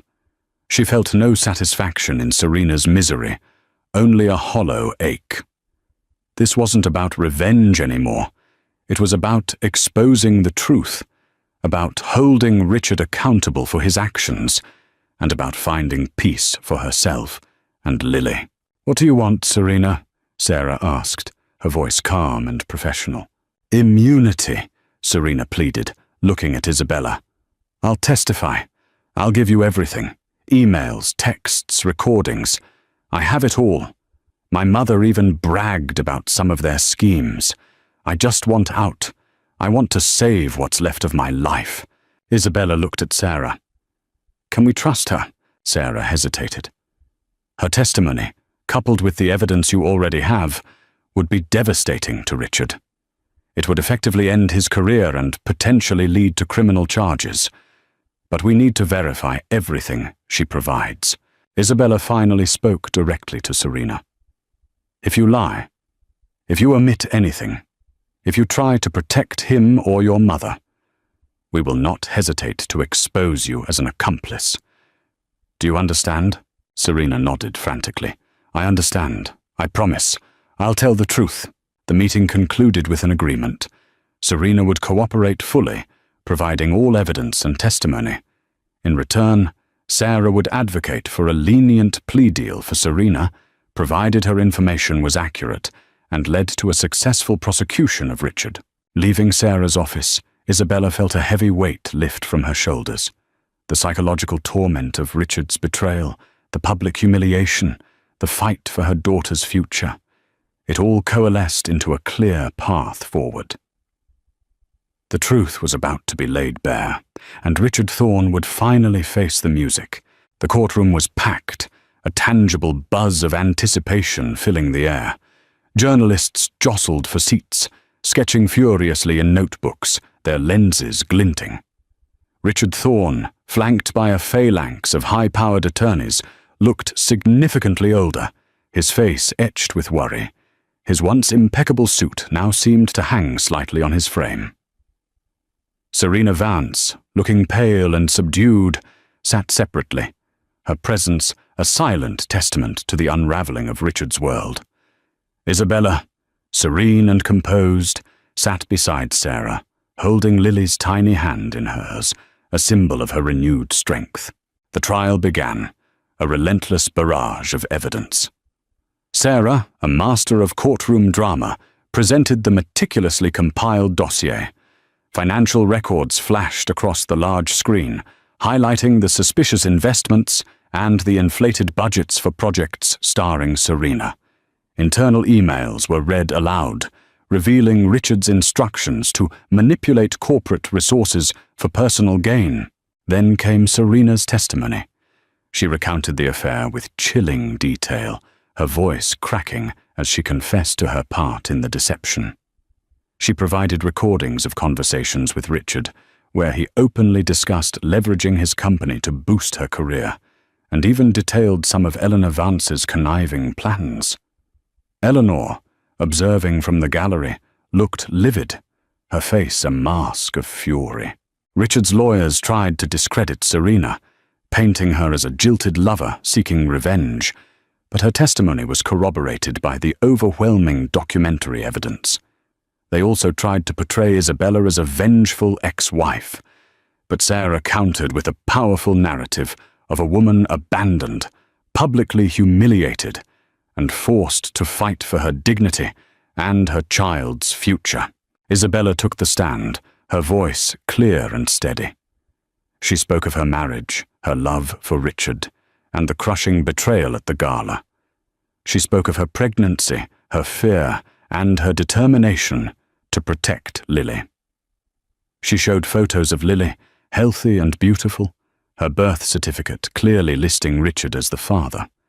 Her testimony was devoid of theatrics, just a quiet, dignified telling of her truth. Under cross-examination, Richard's attorney tried to corner her, questioning her motives, her financial independence. But Isabella, prepared by Sarah, remained calm, answering each question with unflappable logic and grace. The pivotal moment came when Sarah called Richard Thorne to the stand. He was arrogant at first, denying the allegations, attempting to deflect blame. But under Sarah's relentless questioning, the cracks in his composure began to show. She presented him with his own emails, his own financial records, his own words from the recordings Serena had provided. "Mr. Thorne," Sarah's voice rang through the courtroom, "isn't it true that you knowingly used Thorne Enterprises funds to advance Miss Vance's acting career, thereby committing a blatant conflict of interest and potentially defrauding your shareholders?" Richard stammered, his face turning beet red. I was supporting her career. She's a talented actress. At the expense of your company's integrity? At the expense of your marital vows?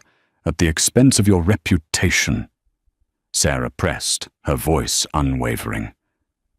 "And isn't it true that you abandoned your pregnant wife, Mrs. Thorne, at the very same time you were publicly flaunting Miss Vance, causing her immense emotional distress and humiliation?"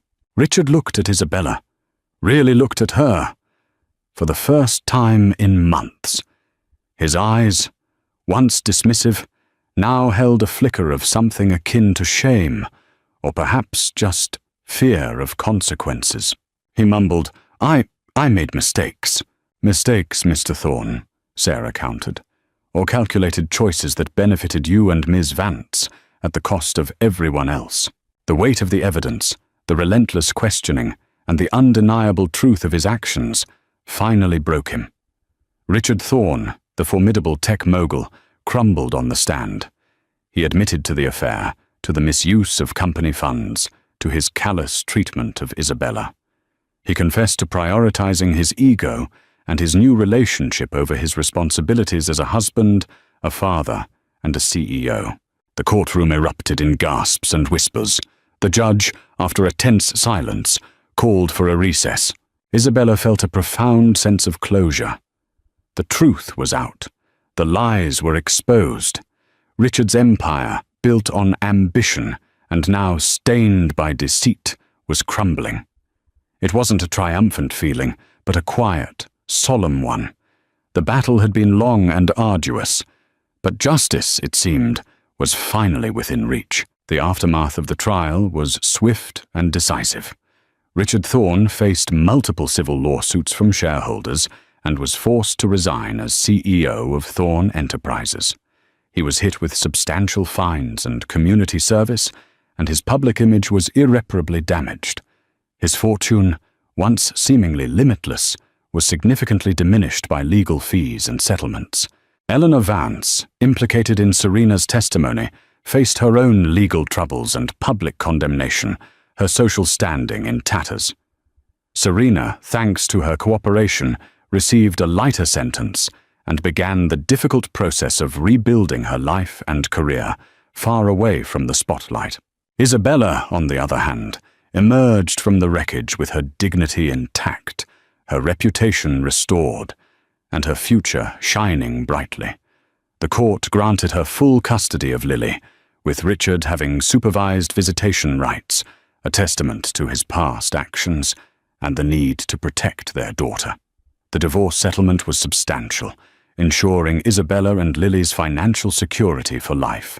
But more than the financial gains, Isabella gained something invaluable: her self-worth.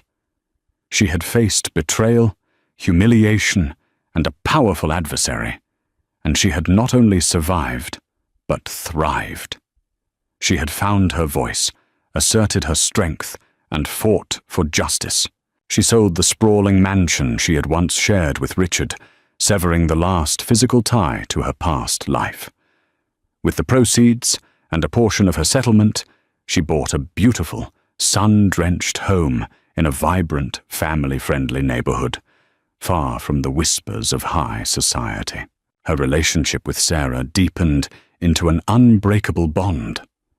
Sarah became not just her lawyer, but her closest confidant, her chosen family. One sunny afternoon, Isabella sat on the porch swing of her new home, Lily giggling in her lap. The little girl, now a boisterous toddler with Richard's dark hair and Isabella's bright, inquisitive eyes, pointed at a butterfly flitting by. "Mama, Fluffy!" Isabella hugged her daughter tightly, a wave of profound love washing over her. This was her redemption. This was her deeply satisfying conclusion. She had built a new life, a life filled with genuine love, peace, and authenticity. She was no longer Mrs. Richard Thorne, the abandoned wife. She was Isabella, a strong, resilient mother, charting her own course. She thought of the gala, the night her world had shattered. She thought of the pain, the betrayal, the humiliation, but she also thought of the strength it had ignited within her, the courage it had given her to fight, and the path it had forged towards this beautiful, new beginning. Richard occasionally saw Lily during supervised visits. He was a quieter man now, humbled and subdued. There was no animosity between them, just a quiet, almost sad understanding. He had lost everything that truly mattered, and Isabella, by losing him, had gained her true self. As the sun began to set, casting a golden glow over her new home, Isabella smiled. Her life was far from perfect, but it was real. It was hers, and it was just beginning. She had walked through fire and emerged stronger, more whole, and profoundly grateful for the lessons learned and the love found. If you found Isabella's journey inspiring, if her courage resonated with your own experiences of overcoming adversity, please like this story, share it with someone who needs to hear it, and subscribe to our channel for more tales of resilience and empowerment. Your support helps us bring these powerful stories to life. Thank you for watching.